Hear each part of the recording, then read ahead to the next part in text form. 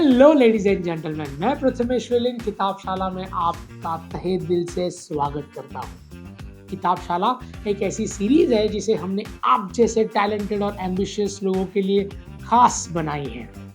अगर आपको किताबें पढ़ना मुश्किल लगता है या आप किताबों की साइज देखकर डर जाते हो या फिर बोर हो जाते हो, तो बिल्कुल भी निश्चिंत रहिए, आप एकदम सही जगह पर आए हो।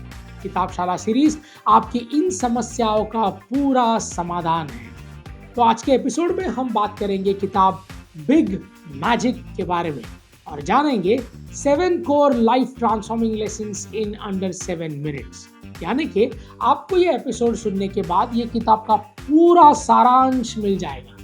चलिए फिर प्रारंभ करते हैं आज का एपिसोड, लेकिन उसके पहले आप हमारे चैनल को सब्सक्राइब कीजिए और बेल आइकन प्रेस करना ना भूलें ताकि हमारे वीडियोस के अपडेट आप तक लगातार पहुंचते रहें। एक्साइटेड? तो चलिए शुरू करते हैं।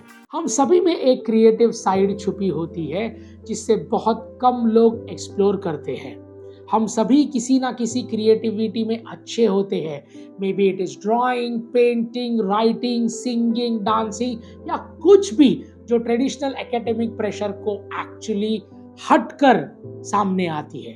लेकिन हम भी बहुत कम लोग हैं जहां इंटरेस्ट से परस्यू करते हैं और इसे आगे बढ़ने के बारे में सोचते हैं। तो आज हम एक ऐसी किताब के बारे में बात करेंगे जो हमें अपनी रचनात्मक क्रिएटिविटी साइड को खोजने के लिए प्रोत्साहित करेगी। बिग मैजिक जिसे लिखा है वो लेखिका एलिजाबेथ गिलबर्ट ने एक अद्भुत किताब है जिसमें लोगों के लिए अपनी क्रिएटिविटी साइड को खोजने के तरीके बताए हैं। ये एक दोस्त की तरह है जो आपको आपकी कल्पना को जीवित करने के लिए प्रेरित करती है। लेखिका जो इस बात के लिए बहुत ज्यादा प्रसिद्ध है कि खाओ, प्रार्थना करो और प्यार करो, यानी कि ईट, प्रे एंड लव, वो इस किताब में रचनात्मकता के ऊपर अपना ज्ञान बिखेर देती है और बिना किसी डर के अपने जुनून या पैशन को फॉलो करने की सलाह देती है।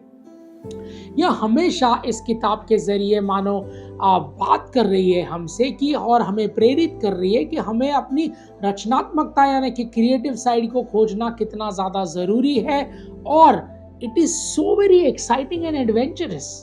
तो बिग मैजिक सिर्फ एक किताब नहीं है बल्कि एक इन्वेंशन है जो आपको अपनी क्रिएटिविटी के एक्सप्लोरेशन के लिए आमंत्रित कर रही है। तो अगर आप कभी अपनी क्रिएटिविटी का पता लगाना चाहते हैं या उसके मूड में है या महसूस करना चाहते हैं तो ये किताब ज़रूर आपको एक संतुष्ट जीवन की ओर ले जाएगी जिसमें क्रिएटिविटी बहुत ज़्यादा छुपी है। चलिए जानते हैं इस किताब के द्वारा लिखी गई 7 life transforming lessons. Lesson number 1, रचनात्मकता को अपने जीवन में लाइए। Invite the creativity to your life. लेखिका गिलबर्ट बोलती है कि रचनात्मकता वो मेहमान है जो हमारे घर आने के लिए हमेशा उत्सुक रहते हैं। जब हम उसे अपने जीवन में थोड़ी सी जगह दे देते हैं तो हमारा जीवन और भी खुशहाल और रोमांचक बन जाता है। तो इस मेहमान को आने दीजिए क्योंकि ये आपको जीवन को बोरिंग नहीं बल्कि रोशन बना देगा। तो अगर आप भी अपने लाइफ को खुशी और प्रेरणा से भरना चाहते हैं तो क्रिएटिविटी को जरूर अपनाएं। ऐसे नंबर 2, जो आपको पसंद है वो करें। Pursue what you love. लेखिका गिलबर्ट हमसे आग्रह करती है कि हम उसका पीछा करें जो हमें सबसे ज्यादा अच्छा लगता है और ये ना सोचे कि दूसरे उस बारे में क्या सोचेंगे। लेखिका आपकी खुशी का पीछा करने के पीछे आपको प्रभाव देती है और समझाते हैं कि संतुष्टि तब भी मिल सकती है जब आप खुश हो और आप खुश तभी हो सकते हो जब आप वो काम करो जिसमें आपका मन करता है। दूसरों की एक्सपेक्टेशन के तले खुद को मत दबाइए। वो कीजिए जो आप खुशी देता है और वो कहिए जो आप शांत होकर करना चाहते हैं। ऐसे number 3, is the demand for flawlessness. रचनात्मक बनना यानी क्रिएटिव होने के लिए कोई फ्लॉलेस होने की जरूरत नहीं है। मान लीजिए आपको गाना पसंद है तो गाइए।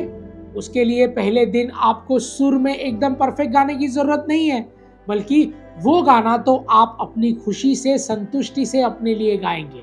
क्रिएटिव होने का मतलब ये नहीं है कि आप पहले ही दिन छक्का मारेंगे या सिक्सर मारेंगे, बल्कि ये अपने गेम को एंजॉय करने के लिए है। भले फिर आप धीरे धीरे धीरे प्रोग्रेस क्यों ना कर रहे हो। जब आप परफेक्ट होने की रेस में नहीं भागते हो तो आप बिना किसी एक्सपेक्टेशंस के प्रयत्न कर सकते हो, यानी हार्ड वर्क डाल सकते हो। तो क्रिएटिविटी को इसीलिए मत ठुकराइए क्योंकि जो परफेक्ट नहीं है वो, बल्कि इसलिए अपनाइए क्योंकि आप इम्परफेक्शन से आगे बढ़ना चाहते हैं। लेसन नंबर 4, विचारों का अपना एक जीवन होता है। Ideas have their own life. लेखिका गिलबर्ट इस बात को मानती है कि विचारों की अपनी एक दुनिया होती है, बिल्कुल वैसे ही जैसे हमारी दुनिया है। वो कहती है कि विचार वास्तविक में आने के लिए इंसानों को दूध की तरह यूज करते हैं। रचनात्मकता बनने के लिए प्रक्रिया का पहचानना उससे भी ज्यादा जरूरी है। ऐसा करने से आप अपने काम को विनम्रता से करते हैं और ये समझाते हैं कि आपके और आपके विचार के बीच में कितना ज्यादा कोलैबोरेशन है। तो क्रिएटिव बनने के लिए सिर्फ आपके हाथ में ही नहीं बल्कि आपके विचारों में भी ध्यान देना जरूरी है। लेसन नंबर 5, डर से उभरिए और जोखिम लेना सीखिए। Overcome the fear and take action. आपको क्रिएटिव बनने से कोई रोक सकता है तो वो है असफलता का डर। लेखिका हमें ये सीख देती है कि अपने हर कदम पर डर का सामना कीजिए। वो अपने खुद के एक्सपीरियंस समझाकर ये कहती है कि क्रिएटिविटी की जर्नी में डर का सामना करना आना चाहिए। अगर आवश्यक है तो कीजिए। अगर कुछ भी आपके जीवन में संतुष्टि या खुशी लाता है तो वो है जोखिम, और इसे लेना संभव है। आखिर अगर कोई जोखिम लेंगे तो जीवन में मैदान में हमेशा सिंगल डबल ही मारेंगे, लेकिन अगर छक्के चौके मारने हैं तो इसे अपनाना जरूरी है। लेसन नंबर 6, रचनात्मक जिज्ञासा को अपनाइए। Embrace the creative curiosity. Big Magic हमें अपनी जिज्ञासा को हमें क्रिएटिव काम के लिए अपनाते हैं, जो उसे बढ़ाने के लिए प्रेरित करते हैं। लेखिका हमें चंचल और जिज्ञासु मानते हुए ये सलाह देती है जो दूसरों को कठिन अपेक्षाओं से भरकर मुक्त है। जब हम जिज्ञासु होते हैं तो हम एक्सपीरियंस करके इससे ज्यादा और ज्यादा बहुत ज्यादा पा सकते हैं और रादर चीजों की डिस्कवरी भी कर सकते हैं। तो जब आप क्यूरियस होकर ये करते हैं कि खुशी को शांति दो, आपका पीछा करती रहेगी। समय और काल्पनिक विचारों को लाने के लिए जिज्ञासा होना आवश्यक है, और जैसे एक पार्टनर का साथ में होना बहुत ज्यादा जरूरी है। ठीक वैसे ही रचनात्मकता के लिए बदलाव करना जरूरी है। तो अगर आप रचनात्मकता जिंदगी में इंप्लीमेंट करना चाहते हैं तो प्लीज उसे फॉलो कीजिए and be creative as much as possible without worrying the world. Lesson number 7, अनुशासित रहिए और लगातार कोशिश कीजिए। Be persistent and discipline. जब भी आप कोई कला में माहिर होना चाहते हैं तो एक दिन में नहीं हो सकता। उसके लिए दिन भर लगेंगे, महीने लगेंगे, सालों लगेंगे और आपको वो रियाज करते रहना पड़ेगा। लेखिका गिलबर्ट हमें ये एडवाइस देती है कि हम अपने क्रिएटिव प्रयासों के प्रति कमिटेड रहे, बीच में ना छोड़े।